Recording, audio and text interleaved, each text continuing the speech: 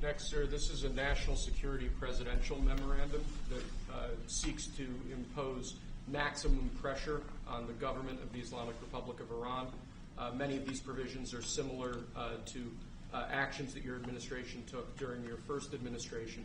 The basic idea here is to have every department and agency, or many departments and agencies in your government attempt to sanction and control Iranian activities, particularly relating to the Iranian nuclear program and the Iranian export of terrorism through support of various proxy groups abroad. And the intent here is to give you all of the possible tools to, I'd say, engage with the Iranian government to ensure that going forward they are less of a malign actor on the world stage. So this is one that I'm torn about. Everybody wants me to sign it. I'll do that. It's very tough on Iran. It's what we had before. We would have never had the problem. You would have never had October 7th. We would have never had the problem had the election gone a different way, which it should have.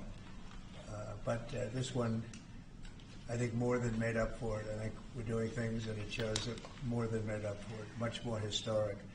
The Iran situation, hopefully, I'm going to sign it, but hopefully we're not going to have to use it very much. We will see whether or not we can arrange or work out a deal with Iran, and everybody can live together, and maybe that's possible, and maybe it's not possible. So I'm signing this, and I'm unhappy to do it, but I really have not so much choice because we have to be strong and firm, and I hope that it's not going to have to be used in any great measure at all.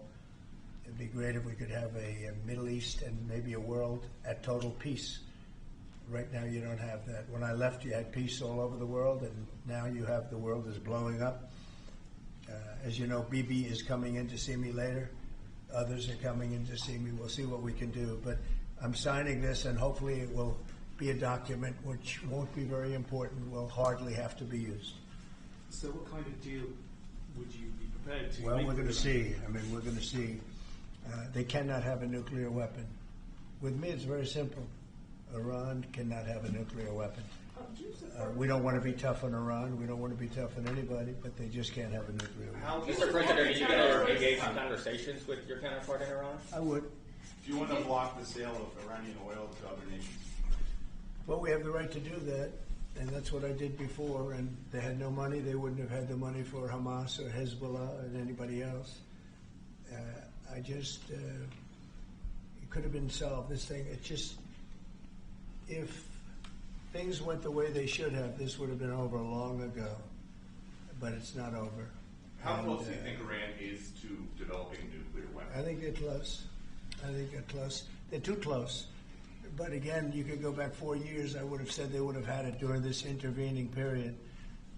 But they're pretty close, Peter. And why say that you're unhappy to sign it if it's Iran and their proxies who will threaten to retaliate against you and your team by killing you guys for taking out Soleimani? Well, they haven't done that, and that would be a terrible thing for them to do. Not because of me. If they did that, they would be obliterated. That would be the end. I've left instructions. If they do it, they get obliterated. There won't be anything left.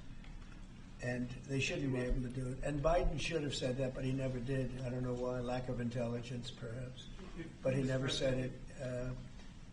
If that happens to a leader, or close to a leader, frankly, if you had other people involved also, you would call for total obliteration of a state that did it. That would include Iran. So I'm signing this, and it's a very powerful document, but hopefully we're not going to have to use it. Mr. President, if the Prime Minister